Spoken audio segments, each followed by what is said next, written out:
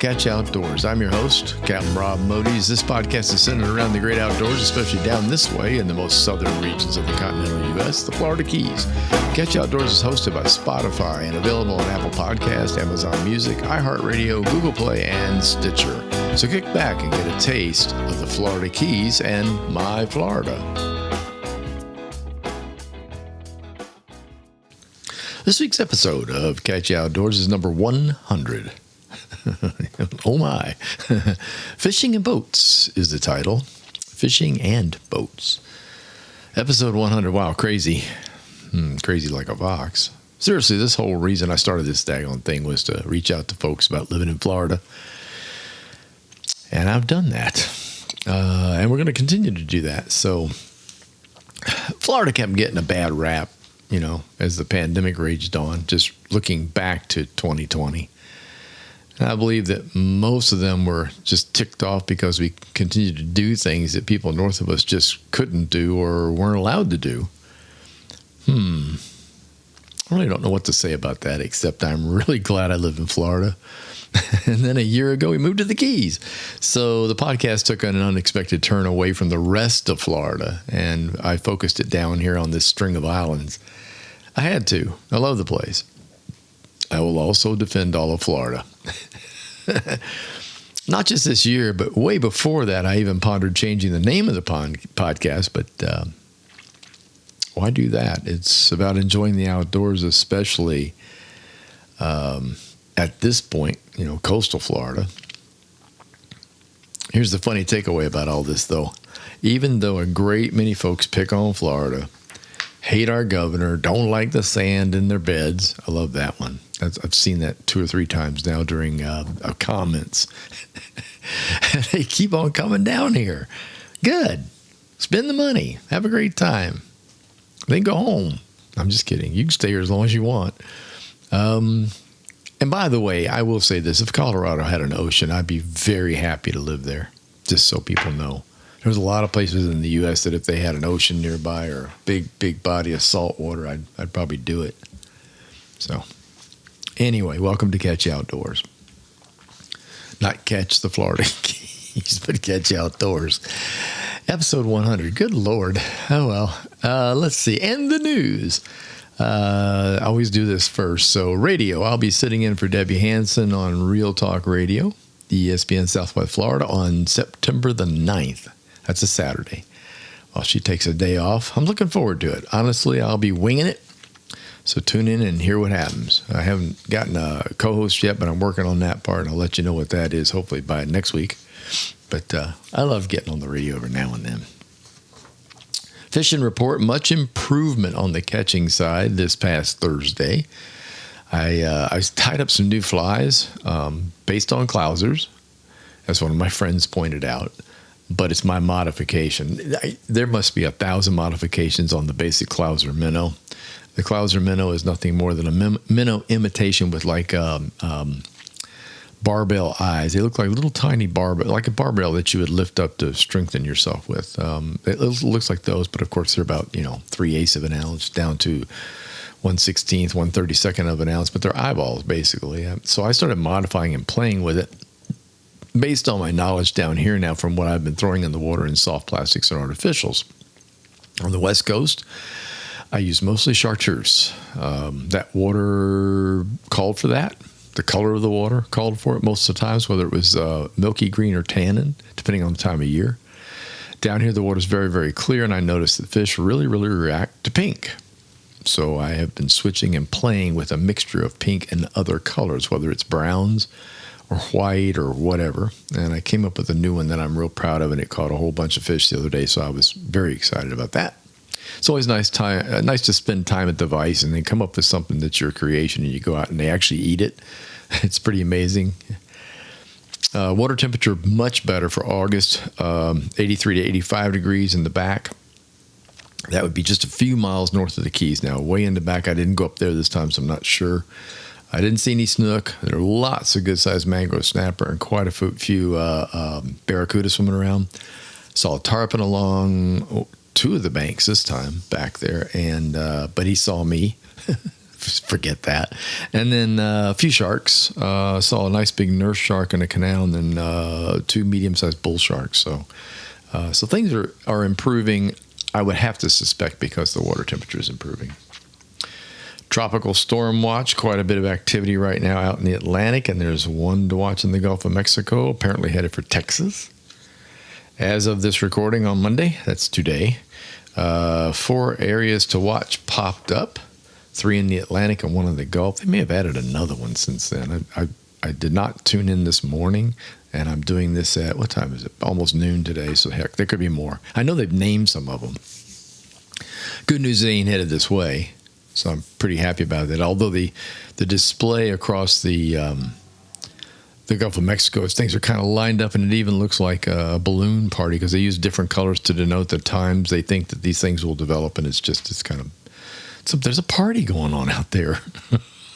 I'm trying to be light about this, but Florida is going to be affected, basically by rain and winds off of the edge of these things. As they go by, we get wind shifts that may suddenly come out of the south-southeast, easterlies, whichever way these storms pull. And as a matter of fact, this weekend, Saturday and Sunday, we had a lot of rain off the the low pressure, the tropical low that passed between the Keys and Florida, literally right across the lower waters, and it drew a lot of moisture in. But we had much needed rain. Down here, it hasn't rained all that much this summer. So,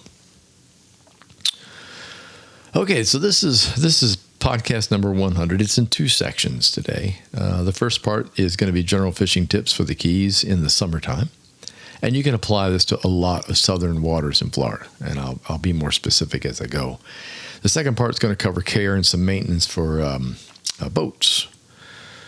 Necessary maintenance, not you have to fix it maintenance, but the things when keeping it clean. Salt water and humidity can be tough on a boat. Salt water in particular is tough on everything that we associate without being on the water. And the humidity is when you have the boat at home in the driveway covered up, or on the side of the house covered up, or in storage and it's not air conditioned. You can get a lot of nasty mildew problems in the summer because of the high humidity. So you really need to take care of the boat. Basic rule for boats is start them up and run them at least once a week, and preferably twice a week would be a really good idea. Boats do not like to sit still. They do not. They will not perform. You leave them alone for a month and come back, and there's a good chance they won't start. So, temperamental son of a guns. So let's see. Fishing in the Florida Keys. I'm going to repeat some stuff from last week's podcast just shortly, just to kind of frame it, if you will. Start your fishing trips as early as possible. By the time 10 a.m. rolls around, the best tip I can give you is to go home. It's over in the back country. You could try deeper holes back there, but my experience was mostly negative. If you're fishing from a smaller boat and the weather and winds allow, head out to the patch reefs out front. So if you're in the back, you're doing Florida Bay, Gulf of Mexico, all the way up here, of course, we're doing Blackwater Sound, places like that, and things just start to turn off at 9:30 or 10. If the weather allows, and in the summer, a lot of times it does, because it can be very, very calm most of the day until the late afternoon thunder showers show up. You can run out front and fish the patch reefs, because they're only a couple miles offshore. I mean, it's hardly even a trip. So give that a try. 25 to 30 feet of water would be best if you can find that area that you got a patch reef in that. Obviously, the deeper it is in that regard, not up to 50 feet though, but 25, 30, 35 feet, you'll do better because the water's cooler down there. And live or frozen shrimp work well. You can also drop a small grunt or a porgy that you caught on a weighted line. Might get you a nice group or a big old mutton snapper doing that. Don't. You get a little 4 or 5 inch grunt or a little porgy, by all means, man. Hook that thing up on a circle hook, like a 3-4-aught circle hook, and drop it down. You'd be amazed what you might drag off of the reef. So the bite out there has been very good and constant as long as you have tidal movement. I've had some really, really good days out there just catching. Nothing real spectacular to report, a good batch of snapper and things like that. But But if you want to get entertained, it's a good place to go because everything you drop down gets eaten. Lures are fun to use and lose. Lures are fun to use, but only very few are effective right now in summer waters.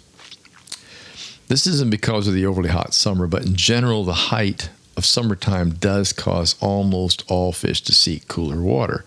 It has more to do with oxygen than it does with the water temperatures. Okay, so oxygen, there's less oxygen in hot water. And the warmer the water is, the less oxygen there is. As you go down in the water column and the temperatures drop, you get more oxygen in the water. And that's how fish work. So keep that in mind. If you got hot surface water or warm to the surface, you're just going to catch less. That's all there is to it. They are looking for comfort, a comfort zone, and that's usually down closer to the bottom. A fish is like anything else. It's got to breathe to survive, and warm water just doesn't work out for them. So keep that in mind when you're out there. Most of us carry a thermometer with us. On the boat, you've got one that's attached to the, that transducer. I'll be okay. Old age. And it's near the surface. The transducer on most boats is only maybe 7, 8, 9 inches below the water level. So you're still basically getting surface temperatures. You have no idea what's down at the bottom. You can invest in something that reads temperature in the water. Aquarium stores have them. They're weighted. They're now made. They're safe. They don't have mercury in them. They won't break. They're not glass, and you can drop them all the way down to the bottom and bring them up really fast and take a quick reading. Remember, as you bring them up to the water, the temperature is going to change. But as you drop it down to the bottom, give it a 20, 30 seconds to adjust, and then pull it back up. You get a good idea of what the temperature is, and cooler is better always. So let's see. Back to the lures. The basic thing is that fish will not chase a lure in the summertime in warm water. So it's just the science part. I mean, back in the back, if you go in the backcountry and you're fishing in 3 feet of water, the entire column is going to be fairly warm. It's not like fishing offshore at 25, 35 feet of water. And so these fish are oxygen starved, number one. They're a little bit listless because of that, and they just won't chase stuff. So if you think you're going to take like a hard plastic out there and rip it through the water, you're probably not going to get anything but a barracuda. And barracuda, I don't know, man, those things just don't seem to care. They'll be almost anywhere at any time and eat. So be aware of that. That's the lose part of a lure. So basically moving around and looking and helping, sometimes movement will entice a fish better than just the lure itself. So sometimes it has a lot to do with the angler. Like if you move it in a certain way and you jiggle it in a certain way, or you start it in a certain way, you're liable to elicit bites from a fish that's more lethargic. But just keep in mind that hard baits are kind of a problem. Lures in general are kind of a problem in the backcountry and in the warm summer water. Think soft plastics. Longer in length. One of my favorites are gulp grub worms. These have been around for a long time. They're generally found in the freshwater section of the stores. So if you go to a fishing store down here, you're almost not likely to find one unless you go to Bass Pro down in Isla Mirada. But if you have a Bass Pro near you, there's a huge one up in South Miami. Check out the freshwater aisle. Look for gulp grub worms. Now, these are longer, so you got a body that's already 3.5 inches long, the grub part, and then has a real long curly tail off of the end of it, probably another 3 to 4 inches, so 6 inches altogether, I'd say. They love these things in the summertime. But you're going to have to crawl them along really, really slow. This is something that you're going to work. So the presentation is going to be a big slowdown. It's kind of like what I used to preach when I lived on the west coast of Florida in the wintertime. Winter waters in the Sanibel, Pine Island area, it can just get downright chilly. And the fish will get really, they just won't bite unless you slow down. Same thing's true over here in the back when the water warms up and the oxygen level starts to drop. So you really have to work these things slowly across the bottom. Slow down the retrieve. Give them a chance to find and eat it. One of the really unique things about the bottom in the backcountry is its softness here in the Keys. Most of it is. As you drag a lure across the bottom, you'll kick up bits of sand and silt. It appears kind of smoky as it rises up off the bottom. Fish are very attracted to this. It can mean that a big fish is working the bottom out in front of them or near them, and so they move over to follow to pick up the leftovers. Also, small crabs and small fish can kick up the same silt, and that's food. So slow down and make the lure kick up some dust off the bottom. I usually like to use a jig head on my soft plastics at this time of year. The extra weight gets the lure to the bottom and also stirs up the bottom. So I don't just use like an offset hook or a worm hook or a standard hook, a J hook in my soft plastics. I will almost always add some form of weight to the front, which of course would be a jig head. 1/4 ounce minimum. 3/8 works. If you need half, if you really need it, if you're fishing in 5-6 feet in the back. But that silt really, really makes a difference. It's kicking up that little bit of silt draws them in. So keep that in mind. Color. I've long believed that color doesn't matter. But it does. Just, I don't know. And there's times when I think it's like a dark color down deep doesn't make any difference, but up near the surface it does. But here, as I mentioned earlier, I'm finding that pink, they are really interested in pink. I haven't tried much in the yellow frame yet. I've used the chartreuse. I've used red. I've used purple. Golden. There's Z-Man makes a jig head that's got a golden eye in it. I like that one. That seems to work. But pink just seems to do the best. So I think the real importance, though, is not just color, but in the way you move a lure and how it's presented by you and how it moves through the water as well. So the grub has got that nice long curly tail. You take your time, you bounce it along the bottom or slowly drag it on the sand flats, and you'll get a response. If you move it too quickly, you pull it out of the water too fast, or you take off with it as soon as it hits the water, those can all be bad. You want to give it plenty of time for the fish to find it, take a look at it, and then hopefully chomp on it. So, and don't be afraid to play with the colors, but do a lot pink. Just do some pink if you can right now. It's working. As a matter of fact, I would focus more on worrying about the color than I would anything else. Let's see. You can also use, I want to mention this too. You can use some light greens. When I'm talking pale colors, like barely green, barely blue, white, things like that will also work. So don't be afraid to mix them up. And if you can find something that's got a combination of pink and white, boy, that's really, do that. That's probably the way to go. Again, this is all summer waters. Sunny days down here in the Keys. First of all, the water warms up really quick, but the visible light causes you to use lighter things. So if you got a bright sunny day down here in the Keys, which that's mostly what we have, you definitely want to stick with the pinks, whites, light green, light blues, things like that, lighter colors. Dark browns and dark greens are my choices for overcast days. So if I've got an overcast hanging over the Keys or it's cloudy and it's cutting the sun out, think along those lines. I like light brown. I really do. I like to use a solid light brown color on the overcast days. And again, get it down on the bottom because it's still summer, and try to make a little mud line with it or a little dust line with it. Let's see, what else in fishing? Casting distance. Ooh, man, that's important. The fish on the open flats and along the mangrove shorelines are very much aware of you. If you get too close to them, game over. That's all there is to it. You make too much noise, game over. You have to learn to be stealthy. You have to learn to stay way off of your target area and even make a few practice casts if you have to see what kind of range you can actually get before you get to your target zone. They'll shun lures in a heartbeat, like I said before, so you really have to work hard to get them to bite when the water's crystal clear in the summertime. Spend the money on a quality rod that'll deliver distance as well as fighting ability. That combination can be difficult. Sometimes you get a quality custom-built rod.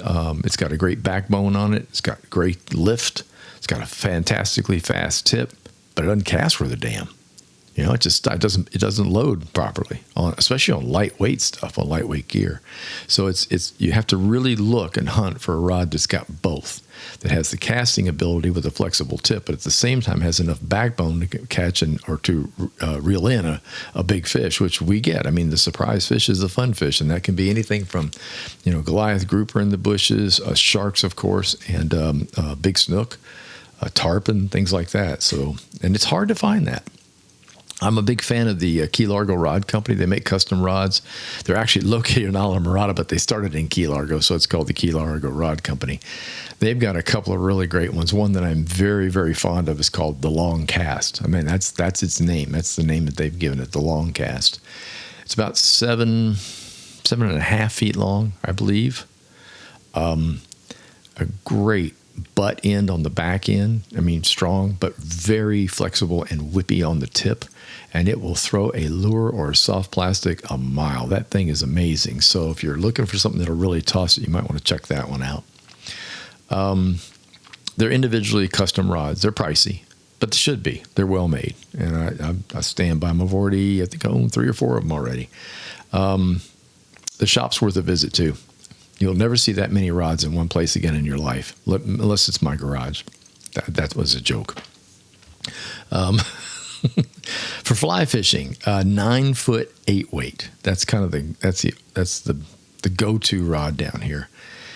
In the backcountry, floating line will work fine, but you also might want to add an intermediate line setup. Now, what I mean by that, the floating line, for those of you that don't know, floating line obviously does what it says. It floats, and then you have the leader, and then you have a tippet and a fly on there. The leader, tippet, and fly will sink slowly, very slowly. But if you need to get down in deeper water more quickly, like in 5 feet, 6 feet, chasing tarpon, 7, 8 feet, then you definitely want an intermediate line. So just kind of weigh those out. I carry both. Is basically what I do. In the summertime, as I mentioned, the fish are down.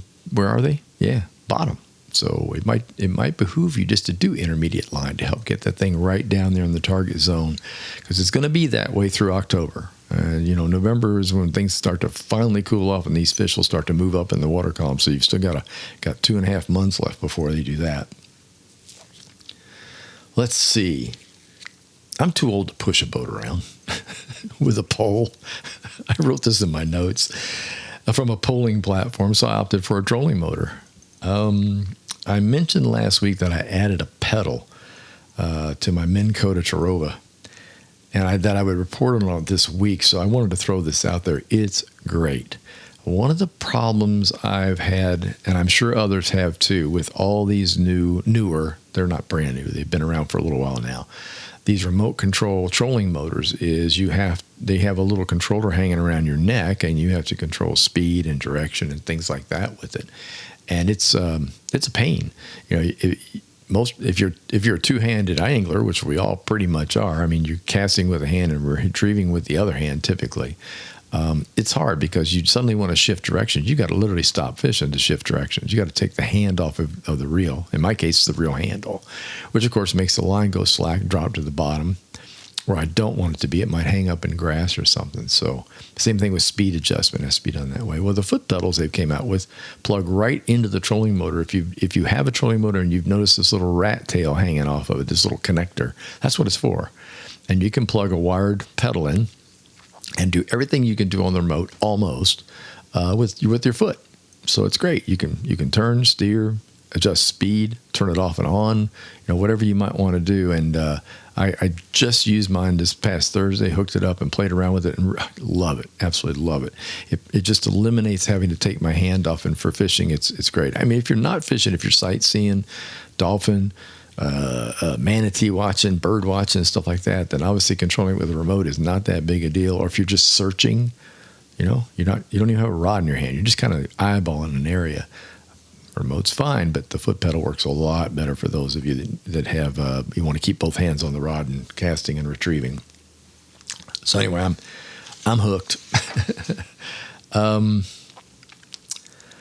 Let's see what else. I'm reviewing my notes here. Oh yeah.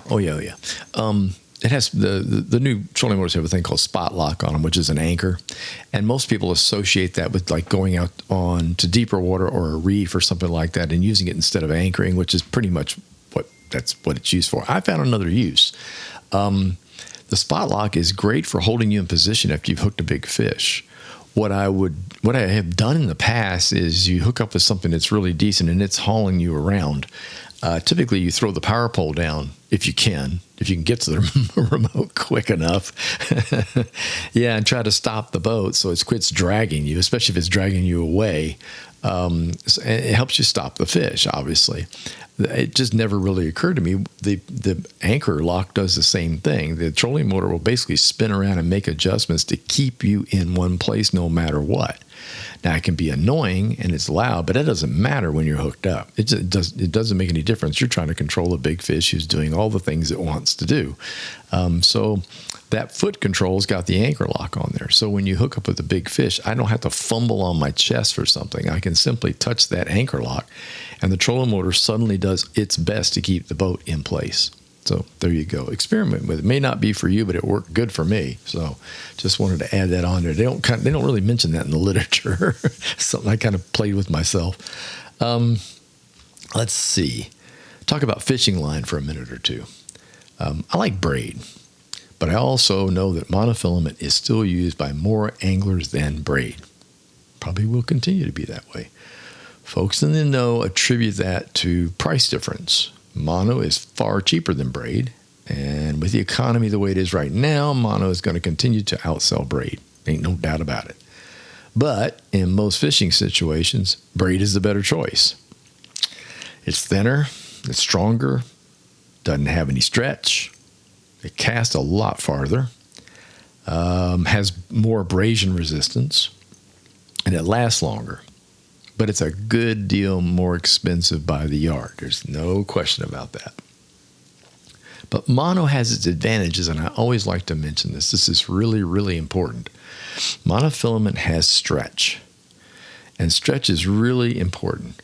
When you've got a big fish on, or you're setting the hook on a big fish, and a big fish is running like crazy and diving toward bottom and doing the crazy things that big fish do, it's nice to have a bit of a shock absorber that's not just the rod. Braid doesn't do that. I mean, people get snapped off on braid a lot on big fish, and they complain about it. And I always mention to them, well, there's no shock. You've got the rod shock, but not a lot. And you may need more than that, and that's what mono does. So keep that in mind. Down here, it's a good thing, especially when tarpon fishing. A lot of people tarpon fish on mono. They do not tarpon fish on braid. Let me explain something to you here. This might help for the preference. In fly fishing here is preferred for tarpon fishing over almost anything else. People here learn to fly fish to go get tarpon.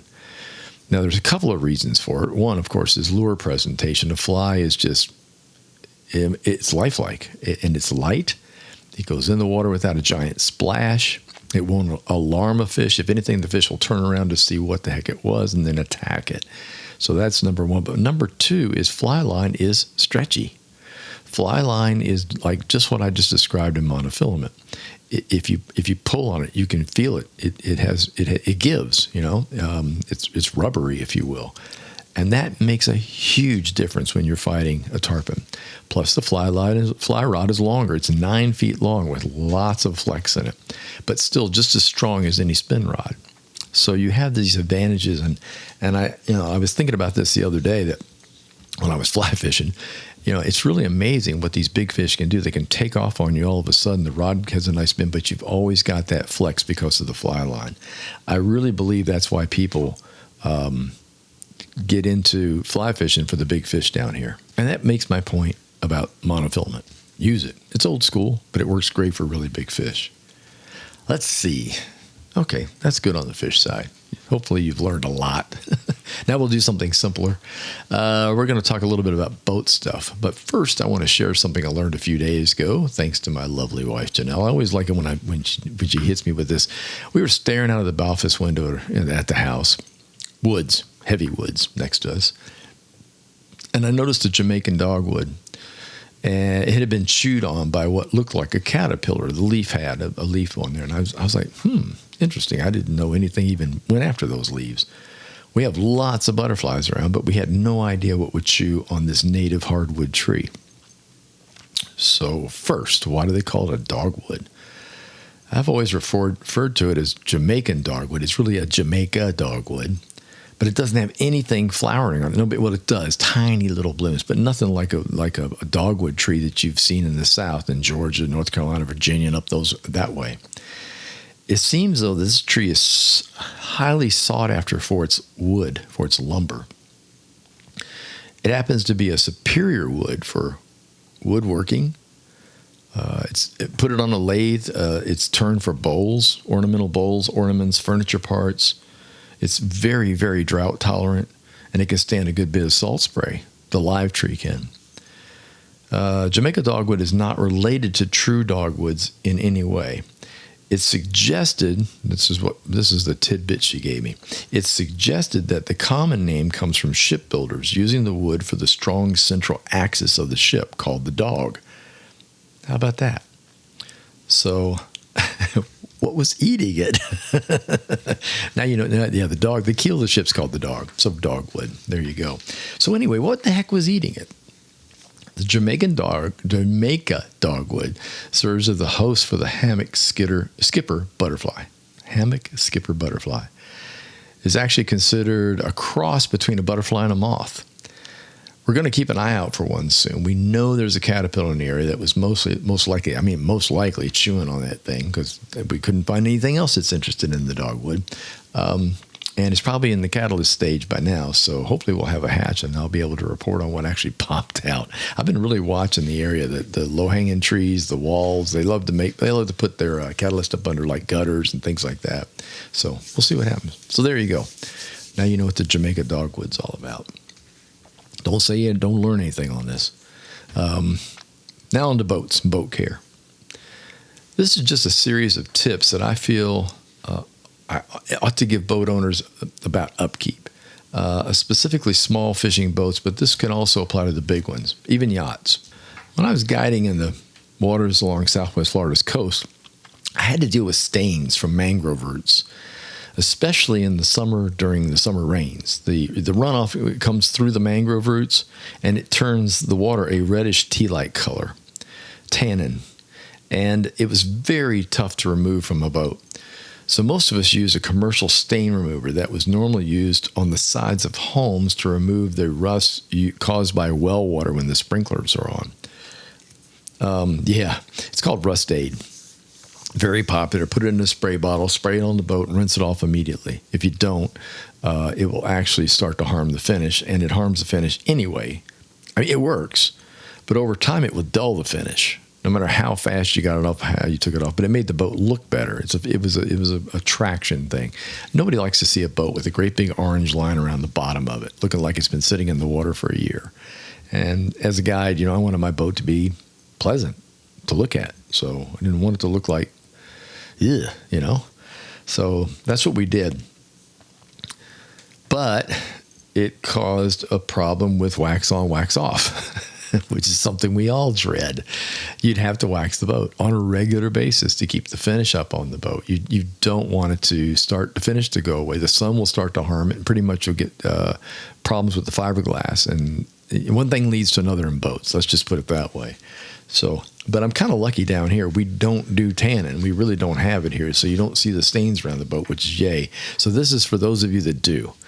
Try to avoid using the Rust Aid if at all possible, but if you do, keep in mind that you're going to have to wax the boat to get that stain off. Good news, however, there is a remover made for boats, a stain remover for boats. It's in the Starbright line. I'm a big fan of Starbright products. Starbright makes everything you can imagine to clean a boat with. So because they make all these polishing and these boat cleaning products, I kind of lean toward them when I'm looking for something for the boat. And I found that one, if you want to remove stains, and in my case, it was leaf stains, leaves that are dropping out of the trees and the woods around me. If I didn't cover the boat immediately and there was water on the boat, I'd get one of those, like a rust stain. Well, that stuff will take it right out, and it doesn't harm the finish. One thing I noticed about living and fishing in the waters around the Keys, we really don't have much of a problem with tannin, plain and simple. But for those that do, I'd go with a brand that's specifically made for boat hulls. Okay, so keep that in mind. A Comes to black marks. Oh my gosh, that was another horrible thing on guide boats. People wore hard shoes on the boat. They didn't know any better. They wouldn't put the flip flops on, or they'd wear a tennis shoe that was black on the bottom, or hard shoes. I had those on the boat, and leave terrible marks on the boat. I was a pretty nice guy. I wouldn't holler about it or get too upset. I just know I had something at home to clean it up with. So there's a product called On and Off. It's made for boats. Exactly. You put it on, you take it off. You put it on, it'll start to break down the black, and it'll come right off. It's great. And then you rinse it when you're done. So keep that one in mind. General washing. Do not mix Clorox with the soap you use to wash a boat. Very bad. Clorox will dull the finish, just like the other stuff I was talking about. But it was a necessary evil in my case, and in all guides' cases, in keeping boats clean and, most importantly, smelling good. Bait use, bait catching, fish crap, fish guts all seem to cling to the boat in a very nasty way, and Clorox took care of that problem. But it created another. Wax on, wax off. The most dreaded 4 words for boat owners. I'm not kidding you. So what to use in the regular or normal boating world? I like Starbright's Boat Wash. It's just called Boat Wash. It's blue, and it works great. It's got a nice odor. It does not harm the finish, and it does not make the deck slippery. So after you've used it and you rinse it and you wash the boat down, you'll find the deck doesn't have a film on it that can cause somebody to slip. So that's pretty cool. There are lots of other cleaners out there. That's just one that I have sided up with that I like. But, you can just search them. Go to your favorite boating store. Go to the boating section of a store and just see what they've got. Pick one, pick 2, and try them and see what you think. Don't use car soaps. Car soaps have wax in them to make your car shiny. Wax is not cool on the deck of the boat. So I know it's cheaper.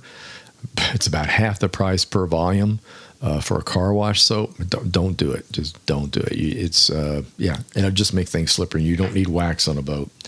It really hurts when you fall down on a boat in a cramped spot. It's bad.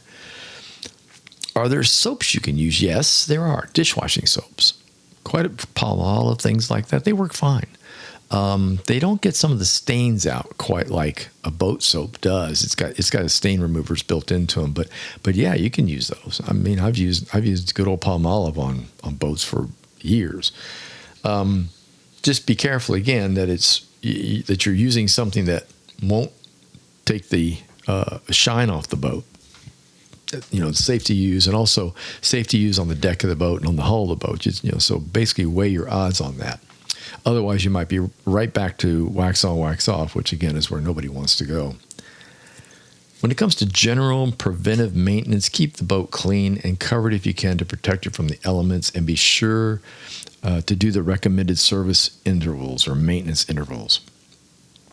The 100-hour service, as we love to call it. Well, boat people in general have them. That's what they call it. It's a service place. That's where the oil is changed in the lower unit. The water separator filter is usually replaced along with plugs if needed.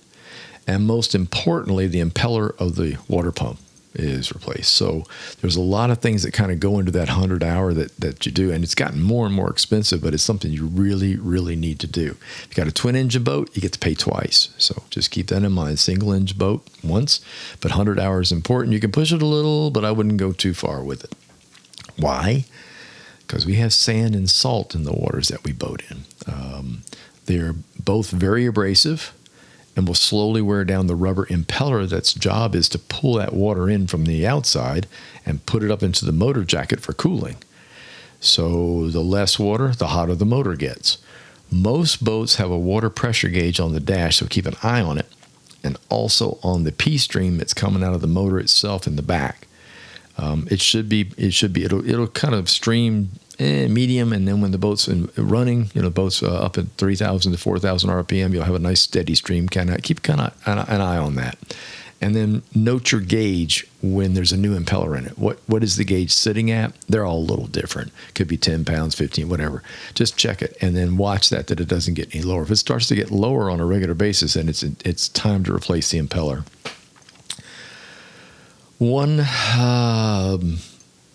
One way to extend the life of the impeller is just rinsing the engine, is flushing the engine, as we call it, with fresh water after every single outing. Again, it gets back to the salt and sand, which you're just going to get in there no matter how hard you try, you're going to get it.